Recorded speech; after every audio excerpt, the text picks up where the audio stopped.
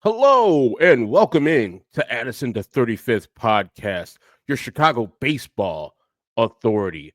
My name is Herb Lawrence. I'm one of the hosts here at Addison the 35th podcast. My other partner, Ryan Herrera, he does the Cubs coverage. If you're listening right now, you know I do the Chicago White Sox coverage. You can follow me on Twitter at Ecknerwall23. That is my last name, Lawrence, spelled backwards, ECNERWAL23 for Robin Ventura. Or if you want to check out Blue Sky, my name, Herb Lawrence, .bsky.social on Blue Sky. Today, we are just going to recap that Detroit Tigers series, and it was very disappointing. But before I get to the actual series, let me say thank you to, if you're watching on YouTube, the folks at Just Baseball who have brought us onto their platform. This is probably our first month that's just been finished. We've had a great time covering the White Sox for myself, the Cubs for Ryan Herrera. Really want to thank them for all the support, all the stuff that they do up there with the head guys up there, Aram Layton, who has helped us out tremendously, Peter Appel, of course, uh, Elijah Evans, who you've heard on this podcast when we talked about prospects, and soon we'll be getting him back on to talk about the Chicago White Sox prospects because that is the most important part of this 2025 season. The people down in Charlotte, Birmingham, Kannapolis, etc., etc. But this weekend, wow, it was very disappointing for the White Sox to do what they did. They came into this series with the Detroit Tigers in first place. Everybody in the AL Central had exactly the same record coming in to this weekend. Every single team in the AL Central was a woeful 2-4 starting on Friday. And while the White Sox didn't look good in the first two series versus the Angels or the Minnesota Twins, there had to be some kind of hope that they could get through this Tiger series winning one. Winning any time on the road is a hard thing to do, especially for a team that lost as many games as the White Sox did in the talent level that they had this year. But you're expecting, hey, just grab one. We're not expecting you to grab two or three is out of the question. Grab one of those games. Look decent while you're doing it. But the White Sox could not muster that at all as they get swept 3-0 to the Detroit Tigers. Let's go to opening day for the Detroit Tigers on Friday. The White Sox and Jonathan Cannon, mercy. No, sir. Not good at all. It was a decisive victory for the Tigers, 7-4 on Friday night or Friday morning. Jonathan Cannon went 3 2/3, gave up 3 hits, 3 runs, 3 walks, and 3 Ks. His ERA, very Chicago like 3.12. So he didn't really pitch well, didn't give the team the effort he needed out of that first uh, chance to get this series started off right. He had to give the bullpen all that action on Friday because he didn't get through that fourth inning with a clean slate. His first start, of course, sparkling. This start right here, not as good. The Tigers got to him, and it wasn't as successful this second time around in the rotation. Remember, these are some young guys. I think Jonathan Cannon, this is like 25th start of his major league career, so he doesn't have that much experience in the game. So these are the things you're going to have to experience this year. And speaking of that, Saturday, a guy who's got just as many starts as Jonathan Cannon and Davis Martin, a guy that I usually trust. That's my guy, Dart. Wet the bed on Saturday. Whew, friends, it was none good, as I like to say. They lost 7-2 on Saturday. Davis Martin's line was 5 innings pitched, 9 hits, 7 runs, all earned, 2 walks, 2 Ks, and 2 home runs given up. His ERA now on the season and his 2 starts is 5.73. Not good. He did not look like he had it. The Tigers were just teeing off on him. This Carrion Carpenter's a problem. Got a couple home runs on Friday, got a home run on Saturday. Just a problem now, folks. He's gonna be turned on after he had a really good year last year. I think they're gonna let him bat versus lefties a little bit more to see if he has the everyday versatility. But he looks like a problem. Of course, Cubs castaway Zach McKinstry always does stuff against the White Sox. I'm tired of seeing him. Riley Green, all these people on this Tigers team where you're like, this is not that great. No, they show up for the White Sox and they batter and bludgeon the White Sox every time that they play them. And then I'm taping this on Sunday night. So today's game, Sunday, the White Sox throughout the game having a good time.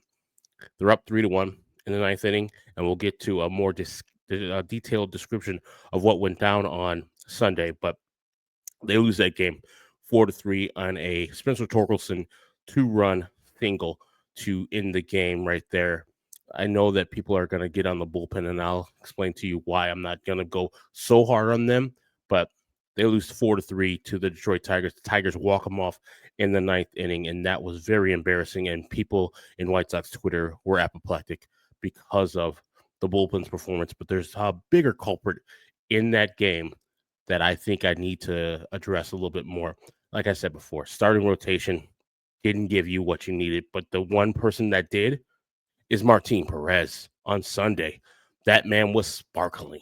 6 and a third innings, 4 hits, 1 run, 2 walks, 4 Ks. His ERA on the season after 2 starts, 0.73. This is exceeding what the White Sox have wanted from Martin Perez, what they thought they could get in 2 starts out of Martin Perez. If he keeps this up, and I know not to this level, but if he keeps this type of effort up, the White Sox are going to get some really valuable piece coming back for them even before the trade deadline. I could see teams, and I'm a big time Padres fan. I went to the game on Saturday here in Chicago versus the Cubs. They need a starting pitcher because there's some of the guys in their rotation that are not ready to go. They just got the Cy Young Award winner from Korea last year, like Eric Fedde, what came to the White Sox in 2024. They got the guy who won the Cy Young after Eric Fedde and Kyle Hart. Friends, he did not have it. The Padres got out to a 3-0 start on the Cubs in the first inning, and then he gave it all right back, losing or not even finishing the first inning. He gave it up 5 runs to the Cubs, and luckily for the Padres, they came back and got that victory. But Martin Perez, a lefty just like Kyle Hart is, a guy who was on the Padres last year, they could use a starter who is solid like Martin Perez on the team. I love him. He looks like Yohan Santana, just like I said. The changeup looks crisp. His fastball is mid. It's nice.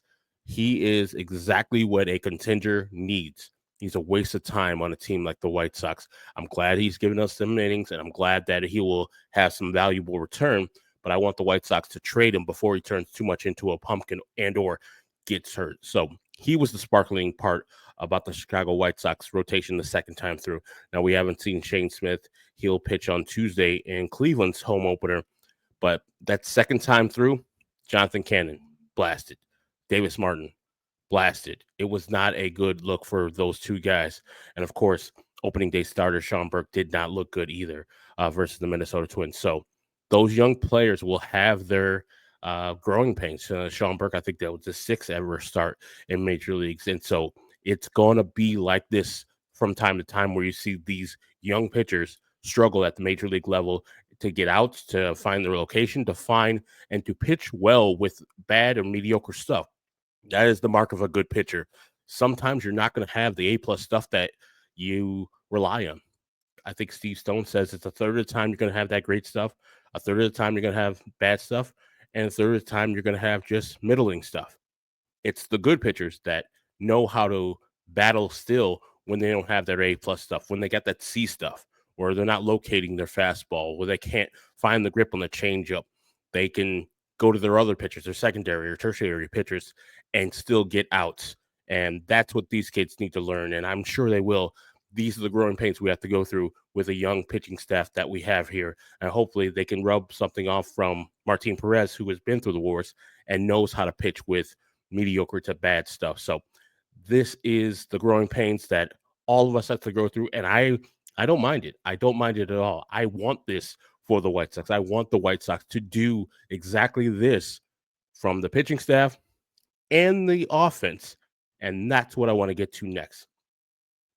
Everybody on Sunday blamed the bullpen for the loss. You see Jonathan Leisure give up the run to, he walks a guy on bases loaded and then gives up the walk-off hit to Spencer Torkelson, and Twitter's abuzz. I told you. Look at this bullpen. Piss poor. Oh my God, I can't stand this bullpen.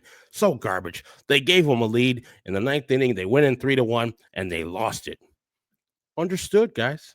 That's understood.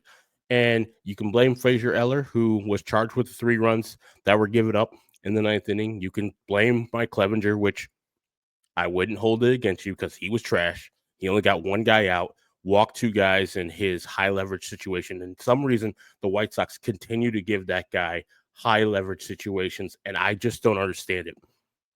He's not good. He hasn't been good in about a year and a half, but the White Sox have some belief in him that no one else has. So they're going to keep on throwing it out there, and he's going to keep on looking like the Mike Clevenger we've been seeing as of late. So the bullpen has their fault, of course. You can blame them, but it seems like the scales were way too unbalanced on how much blame they get. There was like a 90% blame on the bullpen. But let me go to the part that actually cost them the game. The actual place in the game where the game was lost. I know the Jordan Leisure pitching in the ninth is where the result was actually finalized. But the fourth inning is where the White Sox lost the game. Let's take you back there.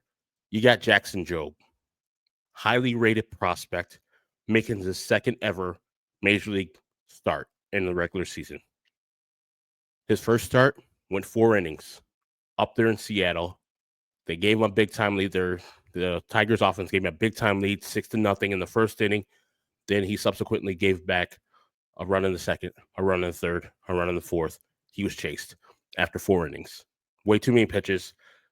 It's to be expected. He's a young pitcher. As I was talking about the White Sox, Jackson Jobe is the same, but a little bit more highly talented than the 3 pitchers that the White Sox have at the top of their rotation. But this is him coming into his first start at home as a highly talented prospect, going for the sweep against the Chicago White Sox. And he's already given up 2 runs in the first 3 innings there. He starts off the fourth going against Matt Tice. Tice gets a single on the infield. Fine. Not that bad. Right back to, I think, the pitcher, right back to Jackson Jobe. Then Jobe goes a full count with Miguel Vargas, eventually walks him. And so you got runners on first and second. Nobody out. 0 people out.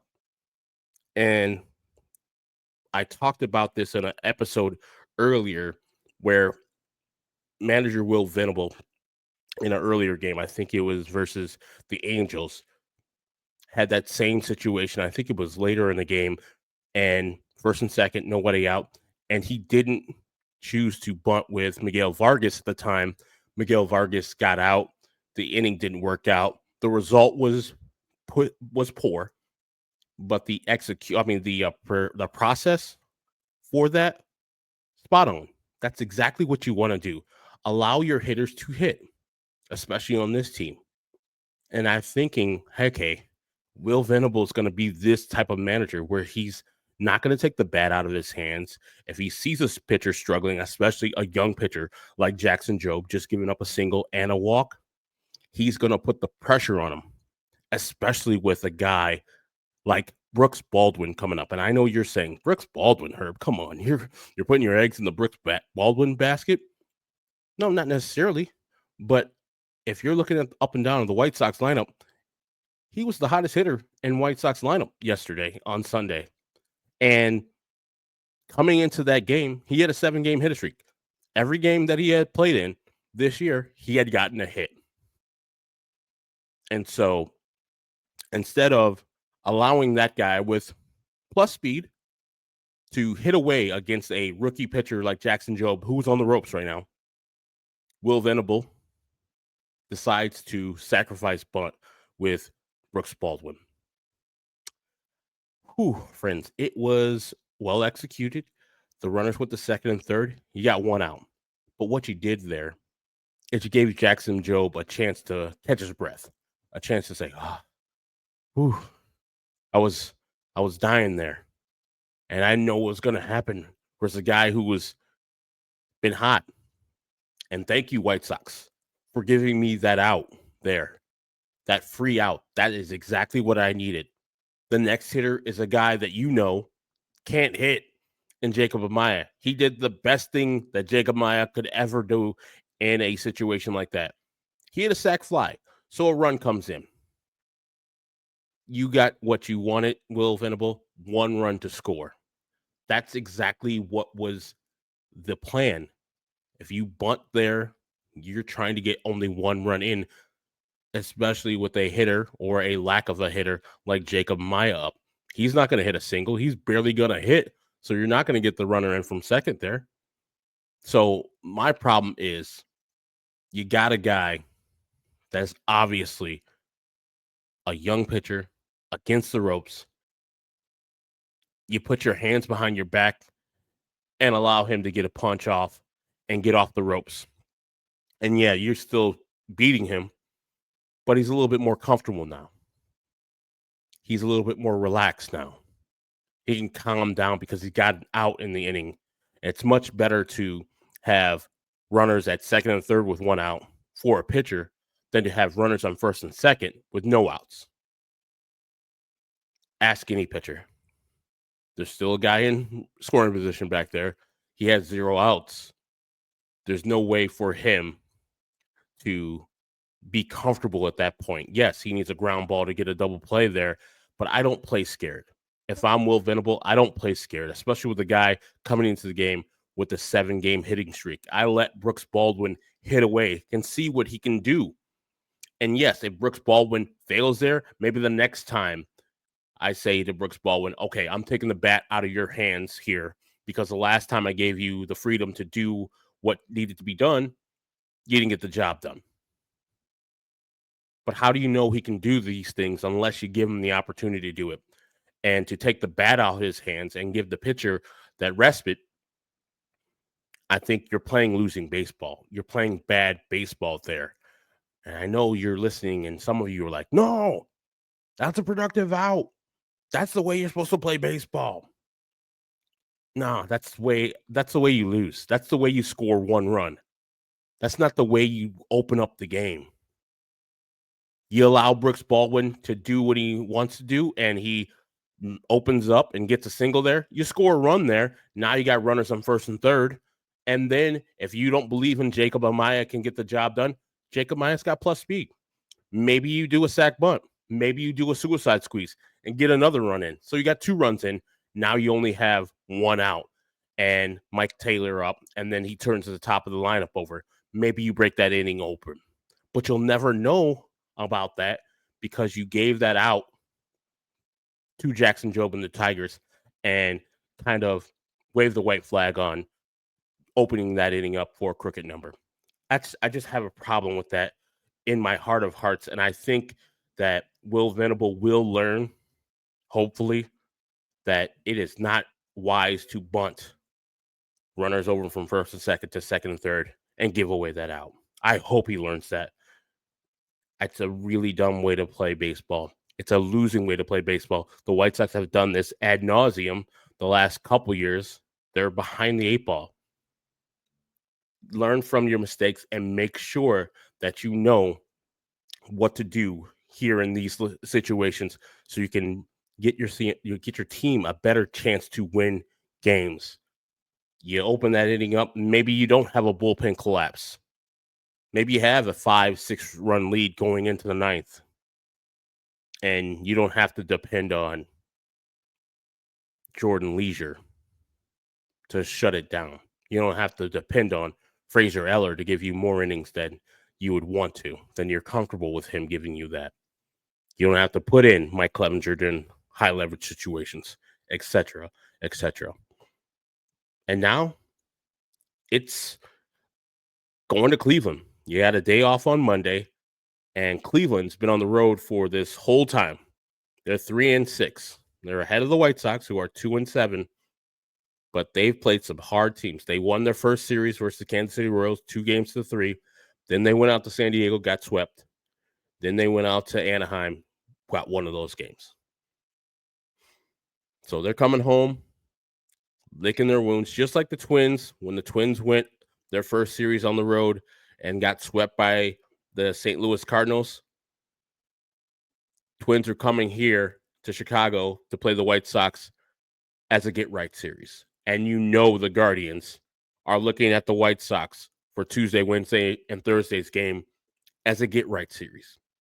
Get their numbers right, get their record right, get their defense right, because they're the worst defensive team as far as errors in the major leagues currently right now with 9 errors. And you know who has the most? Yeah, him, Jose Ramirez. And that's not real. When he sees that White Sox uniform, he's like, yeah, buddy, those are my people right there. This is time for me to get fed. And let me give you the starters. Let me give you the matchups for Tuesday through Thursday series in Cleveland. It is Shane Smith making his second major league start versus Ben Lively. The Guardians opening day is a 3:10 start here Central Time. Then you have Sean Burke, our number one starter, versus Logan Allen at 5:10, opening night for Cleveland on Wednesday. And then to end up the series, you have Jonathan Cannon versus Gavin Williams in a matinee on Thursday.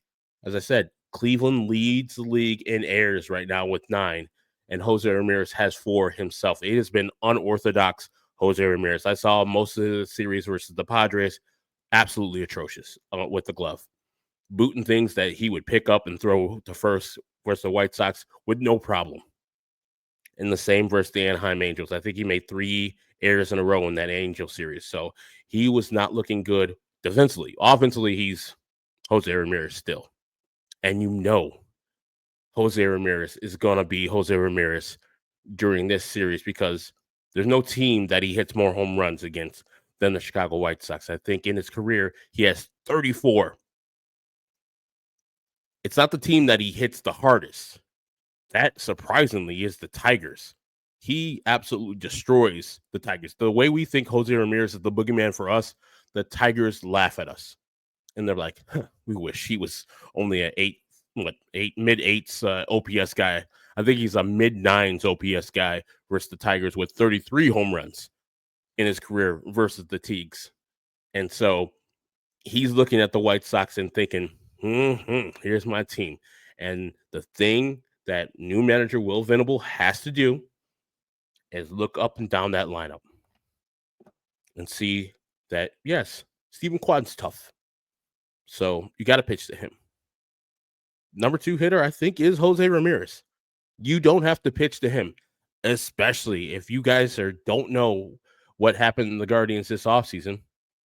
They traded away Josh Naylor, another White Sox killer.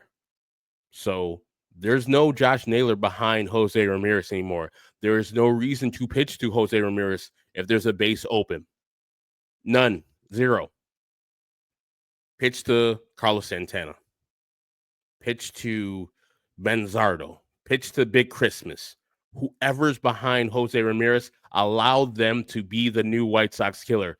Don't let Jose Ramirez continue to be Jose Ramirez versus the White Sox. We've already seen that this year with legendary White Sox killer Byron Buxton kill the White Sox when they pitch to Byron Buxton. This is even more where you need to focus on all the rest of the players on the Cleveland Guardians offense and say, Kyle Manzardo, it's time for you to beat the White Sox. Big Christmas. Jankinski Noel. I hope you can beat the White Sox. He's not beating anybody else. He's got a woeful batting average this year. Carlos Santana, you're a legendary White Sox killer. See if you still got it in this late stage of your career. Because the last thing I want to see when I talk to you on Thursday night, when the episode drops on Friday morning, is me opening up the episode and say, the hell are we doing here? Jose Ramirez beats us again? I want Jose Ramirez this series to have 0 hits. Let's say he has 12 plate appearances. 0 hits, 12 walks. 4, all intentional. And you let that, and you think I'm joking. He is the reason that you lose to Cleveland. Do not allow him to beat you. Let one of these other dudes beat you. And if they do, just like when Josh Naylor beat you, you tip the cap and you say, better you than him. I'm tired of the White Sox not being that team to understand what's going on in the game, understand who can beat you and who can't, and not, game planning for that scenario. And hopefully, new bench coach Walker McKinnon has that in mind, knowing that he's a smart guy. I hope he employs this to the pitching staff. I hope he employs this to Ethan Katz and gets that message through. Let's not let Jose Ramirez beat the Chicago White Sox. I am tired of coming on this air and talking about bad things for the Chicago White Sox. I want some positivity. There has been very few and far between positivity about this team. Their play is boring. They can't hit. They can't execute. Their fielding's been fine. Their pitching is young, as I talked about earlier. Nothing sparkling, nothing that's getting you up except for Martin Perez, but you know that is short-lived. You know that he's not here for a long time. I can't get excited about Nick Maton. If you can, God bless. I cannot get my dander up about Miguel Vargas. It doesn't seem like he wants to be here. Luis Robert hadn't done a damn thing yet. No home runs. Nothing. I got to get excited about Matt Tice and the catching situation they got back there with Corey Lee. Oh, they're hitting very well. Who cares? Both of these guys are not part of the White Sox future. Give me something to be excited about. Give me some different style of baseball. Don't give me this boring stuff where you're bunting over runners from first to second and third and giving up outs. Give me some balls going over the fence that are not journeymen. And on Sunday, I don't know if you guys heard, Andrew Benintendi left the game, I think with an oblique strain. So those usually last 2-3 weeks, maybe even longer. They say he's day-to-day, but I guarantee eventually he'll be on the IL. We'll bring somebody up. That doesn't mean a lot for the future. A lot more playing time for a Travis Jankowski or a Michael A. Taylor. We just got Mike Tauchman back. Austin Slater. All these people don't really mean anything for the future. Nobody's getting excited for any of these guys. This can turn really ugly really quickly, friends. Really ugly really quickly. They're 2-7 right now. Tuesday through Thursday, Cleveland Guardians. Then I think they come home and play the Boston Red Sox, including, I think, Saturday night. That man, Garrett Crochet, is coming back here to Guaranteed Rate Field to start against the Chicago White Sox. The newly printed money of Garrett Crochet is coming back here. Then those very same Tigers that just swept the White Sox are coming back here to Guaranteed Rate Field. So it is not a good time to be a White Sox fan. And I told you on the preview show, this is a worse roster than the roster was last year. Do not be surprised if they lose 122 games or more. Because after that Boston series, they play the Minnesota Twins. No, sorry, I'm confusing. All right, Boston series, then they play the Sacramento A's here in Chicago. Then they go out to Boston for a 4-game set, including the day that they run the Boston Marathon, an early 10-10 start. Then they go to Minnesota, who they lost 2 or 3 to. Then they go out to Sacramento and play those A's out there in that bandbox.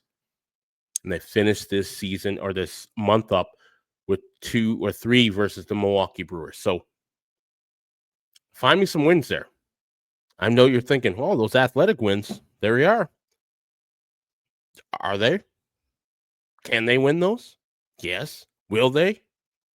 With who? With what offense? They refuse to bring up any of the good players they have down in the minor leagues, trying to get that year service time manipulation. Chase Meidroth is out there raking in the 7 games he's played down there in Charlotte. There's nothing left for him to prove. He had a great season last year. I'm just tired of coming on these airs and just explaining how bad the White Sox have been. And I gotta say, what's the concept, guys? What's the concept? Yes, process over results always. And the process for the White Sox have been bad. You could be a thousandaire by robbing a bank. $100,000, rob a bank. You're got $100,000 in your hand. Or you can study, work smart, get a good job, and get that $100,000 on the legit side. What's better for you? Of course, it's the working hard and smart and getting a process and get some skills together so you can make that money legitimately instead of just robbing a bank and getting the favorite results immediately. That's what I talk about when I'm talking about process over results. Yes, it's going to take a longer time for you to get that $100,000, but that $100,000 is going to sustain. That $100,000 is going to make you stay out of jail. You can't just keep on being a bank robber when you need $100,000. But if you keep doing the same processes that got you that first $100,000, the results could be the same for that next year that you need $100,000. And that's what the White Sox need to do. The same good processes that's slow, that's going to take some time, but eventually you're going to see the favorable results that you crave, that you desire, instead of looking for the quick fix of bunting a runner over just so you can get that one run. So that's it. I'm going to be cutting this off because I'm getting another headache by talking about this damn team. Remember, there's nothing wrong with just taking our time this year and doing things fundamentally correctly. It might be tedious. It might be not appealing to you, but doing the right things. And let me tell you, I know before you probably are yelling into your car radio. What if he hit into a double play? To me, that is a more favorable process. The result's not good. That is a more favorable process and result than to bunt the guy over like he did. I'll take the L's you take on the way to the W you're going to get for the victory, for the battle. Like eventually you'll get the battles won, which will eventually win the whole war. And sometimes you're going to take some casualties. But as long as you're doing the right things time after time after time, eventually the ball will fall in. Eventually you'll see the ball go through the net. Eventually you'll have the ball go over the wall. And that's what I want the White Sox to do. Do the right things. Don't try to fix this thing quickly. Fix this thing correctly. And then we'll still be here 5-10 years from now. We can continue to see good baseball instead of being this everlasting loop of rebuilding because we're chasing results instead of chasing process. So my name is Herb Lawrence. Follow me on Twitter at Ecknerwall23, ECNERWAL23, or Blue Sky. It's herblawrence.bsk.social. This show, you can email me or Ryan at Addison to 35th at Gmail. Addison to 35th at Gmail is the way you can email myself or Ryan Herrera, who covers the Cubs. Say whatever you need to say. Make sure it's cordial. Leave your name. We'll read some of those on the air if we get some good ones. So for Ryan Herrera, who will have a Cubs episode coming out soon, My name is Herb Lawrence.